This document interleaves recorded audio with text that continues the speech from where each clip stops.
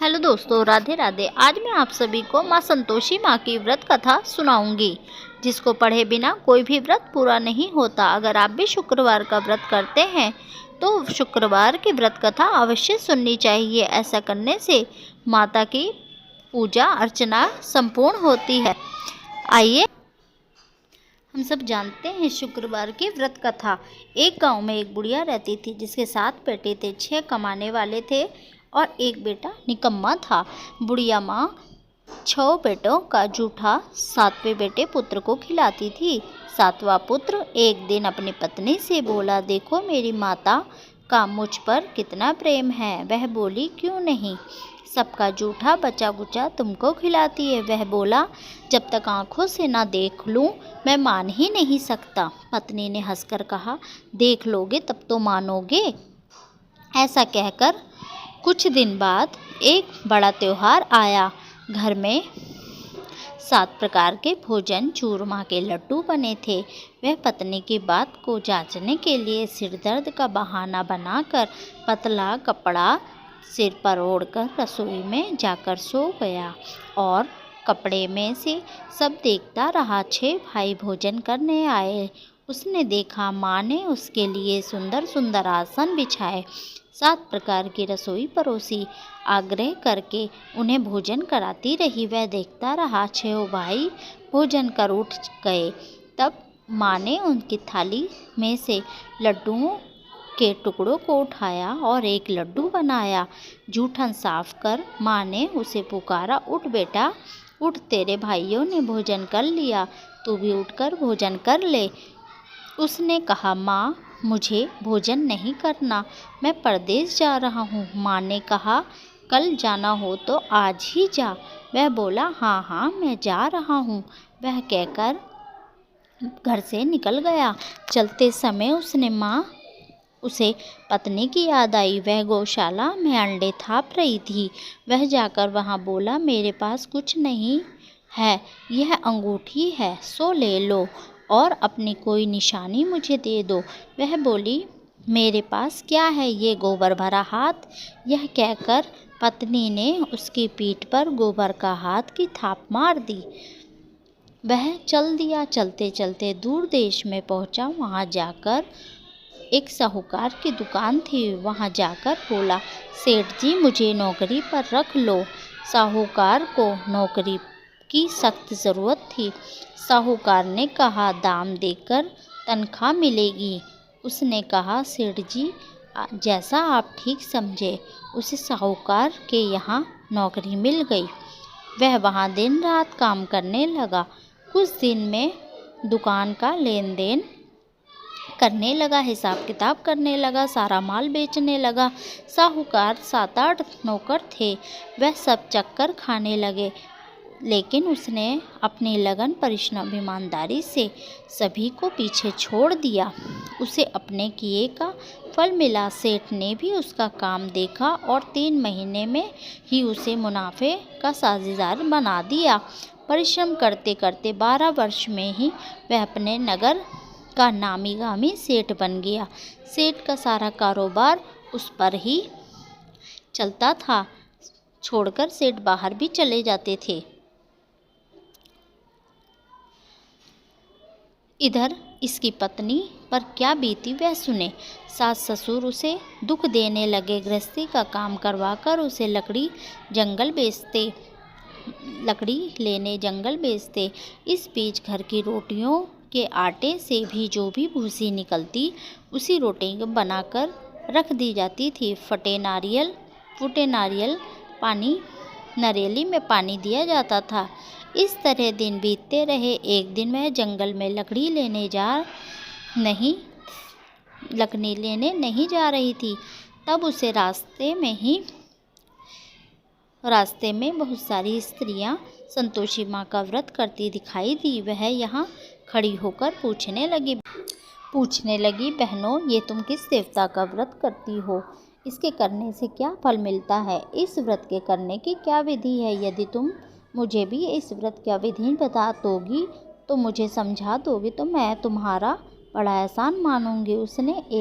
उसमें से एक स्त्री बोली, यह माँ संतोषी का व्रत है, इसके करने से निर्धनता दरिद्रता का नाश होता है, माँ लक्ष्मी आती है, मन की चिंताएं दूर होती है, मन को प्रसन्नता शांति मिलती है, निपुत्री को पुत्र मिलता है, प्रीतम बाहर गया हो तो वह शीघ्र ही लौट आता है, कुंवारी कन्या को मनपसंद वर मिलता है, चलता मुकदमा खत्म होता है, गृह कलेश निवृत्त होता है, सुख शांति होती है, मन में जो कुछ हो कामना हो संतोषी माँ की कृपा से पूरी हो जाती है, निसंदेह इसमें कोई संदेह नहीं। पूछने लगी, ये व्रत कैसे किया जाता है, बताओ, बड़ी कृपा होगी। स्त्रियों ने कहा, बिना परेशानी श्रद्धा प्रेम से जितना प्रसाद बना सके प्रसाद लेना, 5.25 पैसे से 5.25 आने, इससे ज़्यादा की शक्ति हो तो वो भी गुड़ चना लेकर हर शुक्रवार को निराहार रहकर कथा कहना सुनना, इसके ओम बीच कम नहीं टूटे, लगातार नियम का पालन करना, सुनने वाला कोई न मिले तो घी का दीपक जलाकर उसके आगे पाठ करें और रख दें, नियम न ही टूटे। ऐसा करने कार्य सिद्ध ना हो तो नियम का पालन, कार्य पूर्ण हो जाने पर पूर्वोद्यापन करें। 3 मास में माता पूरा फल प्रदान करती है। किसी के ग्रह खोटे हों तो भी माता 1 वर्ष में अवश्य ही सकून देती है। कार्य सिद्ध होने पर उद्यापन करना चाहिए, बीच में नहीं करना चाहिए। उद्यापन में 2.5 सेर आटे का खाजा, इसी प्रकार खीर चने का साग बनाना और 8 बच्चों को बुलाकर भोजन कराना। देवर जेठ बच्चे न मिले तो देवर जेठ, कुटुंब के लड़के ना मिले तो रिश्तेदार पड़ोसियों के लड़के बुलाना, उन्हें भी भोजन करा देना। माता का नियम पूरा करना, ध्यान रखना उस दिन घर में कोई खटाई न खाए। यह सुन वहाँ से चल दी। रास्ते में लकड़ी के बोझ को बेचकर उन पैसों से चना गुड़ ले आई। माता के व्रत की तैयारी करने लगी। रास्ते में संतोषी माँ के मंदिर में चरणों में लौटने लगी, विनती करने लगी, माँ मैं दीन हूँ, निपट मूर्ख हूँ, व्रत के नियम नहीं जानती, मैं बहुत दुखी हूँ, हे माता मेरा दुख दूर कर, मैं तेरी शरण में हूँ। ऐसी प्रार्थना करके वह माता का व्रत करने लगी। माता को दया आई। एक शुक्रवार बीता, दूसरे शुक्रवार को ही उसके पति का पत्र आया, तीसरे शुक्रवार को उसका भेजा हुआ पैसा आ गया। यह देखकर जिठानी मुँह सिकोड़ने लगी, इतने दिनों बाद इतना पैसा आया, इसमें क्या पड़ा है। यह लड़के ताने देने लगे, काकी के पास अब तो पत्र आने लगा, रुपया आने लगा, अब तो काकी खातिर पढ़ेगी, अब तो काकी बुलाने से भी नहीं बोलेगी। बेचारी सरलता से कहती, भैया पत्र आए, रुपया आए तो हम सबके लिए अच्छा है। ऐसा कहकर आंसुओं में आंसू भरकर माँ संतोषी माँ के मंदिर में जा बैठी। मातेश्वरी के चरणों में गिरकर रोने लगी, माँ मैंने तुमसे पैसा नहीं मांगा, मुझे पैसे से क्या काम, मुझे तो अपने सुहाग के काम में तो अपना स्वार्थ स्वामी के दर्शन और सेवा मांगती हूँ। तब माता ने प्रसन्न होकर कहा, जा बेटी तेरा स्वामी जल्दी आएगा। यह सुनकर खुशी से बावली होकर अपने घर आकर कामकाज करने लगी।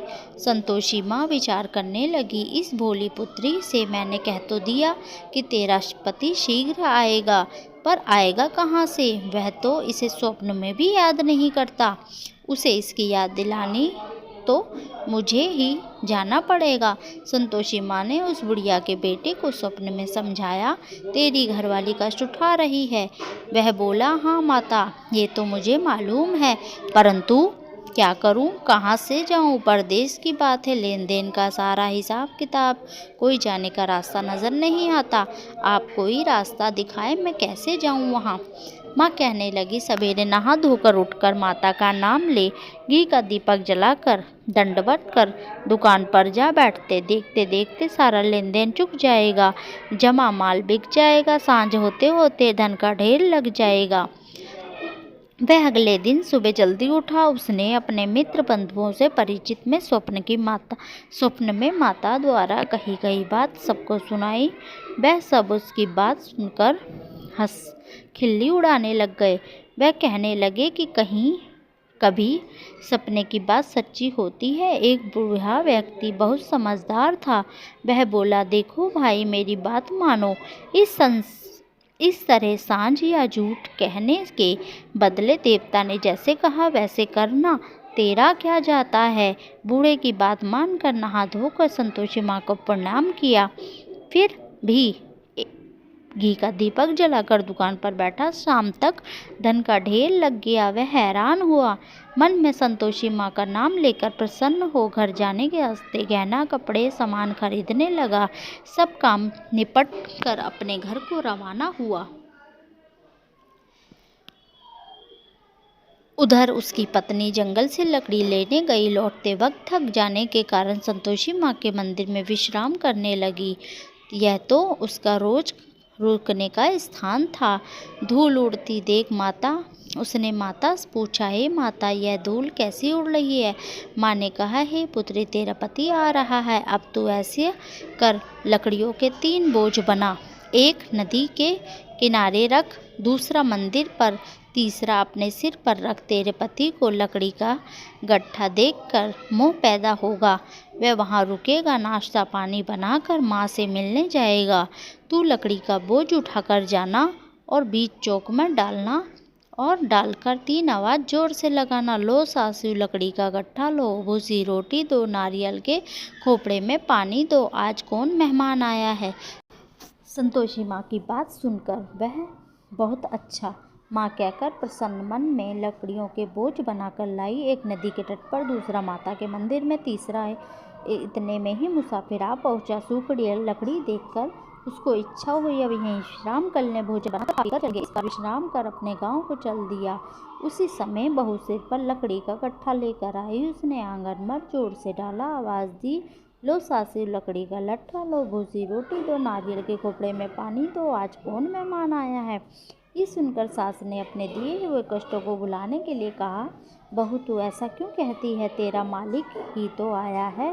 बैठ, मीठा भात खाकर अपने गहने कपड़े पहन।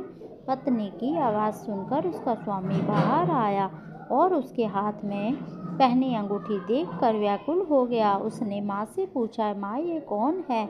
माँ बोली, बेटा तेरी पत्नी है। आज 12 वर्ष हो गए जब से तू गया है। सारे गांव में जानवर की तरह भटकती फिरती है, कामकाज नहीं करती, 4 समय आकर खाकर जाती है। अब तुझे देखकर भूसी रोटी नारियल के खोपड़े में पानी मांगती। वह बोला, माँ मैंने इसे भी देखा, तुम्हें भी, और घर की चाबी दो, मैं उसमें रहूँगा। ठीक है बेटा, जैसे तेरी मर्जी वैसे तू करना। गुस्सा बेटे के सामने रख कर उसने दूसरे घर को खोलकर सारा सामान रखा। एक ही दिन में वह राजा के महल जैसा ठाट बाट बन गया। अब क्या था, वह सुख भोगने लगा। अगला शुक्रवार उसने पति से कहा, मुझे संतोषी माँ का उद्यापन करना है। पति बोला, बहुत खुश हुआ, खुशी से कर लो। माँ का उद्यापन करने के लिए जेठ के लड़के को भोजन के लिए कहने गई। उन्होंने मंजूर किया, परंतु पीछे से जिठानी ने अपने बच्चों को सिखला दिया, देखो रे, भोजन के समय सब लोग खटाई मांगना, जिससे उसका व्रत पूरा ना हो। बच्चे भोजन करने आए, खीर पेट भर कर खाई, परंतु बात याद आते ही उन्होंने कहा, हमें कुछ खटाई खाने को दो, खीर से हमें नहीं भाता, देखकर अरुचि होती है। लड़के उठ खड़े हो गए, पैसे लाओ। भोली बहू कुछ नहीं जानती थी, उसने पैसे दे दिए। लड़के बाजार में जाकर इमली खरीद कर खा लिया। माता बहू पर कोप हो गई। राजा के दूत पैसों से इमली खरीद कर ये देखकर खाई। माता को कोप हुआ। राजा उसके पति को पकड़ के ले गए। सब मालूम हो जाएगा, जेल की रोटी जब तू खाएगा। बहू के वह सहन नहीं कर पाई, वे माता के मंदिर में गई। कहने लगी, माता ये क्या हुआ। हंसा कर रोने बुला। माता बोली, तूने व्रत भंग किया, इतनी जल्दी सब बातें बुलाती। बोली, माता बुरी तो नहीं हूँ, कुछ ना कुछ अपराध किया, मुझे तो मालूम। मुझे तो लड़कों ने भुला दिया। माँ बोली, ऐसी भूल भी दोबारा नहीं होगी, अब कोई भूल नहीं होगी। अब बताओ मेरे पति कैसे वापस आएंगे। माँ बोली, पुत्री, जो तेरा पति तो ये रास्ते में ही आता मिलेगा।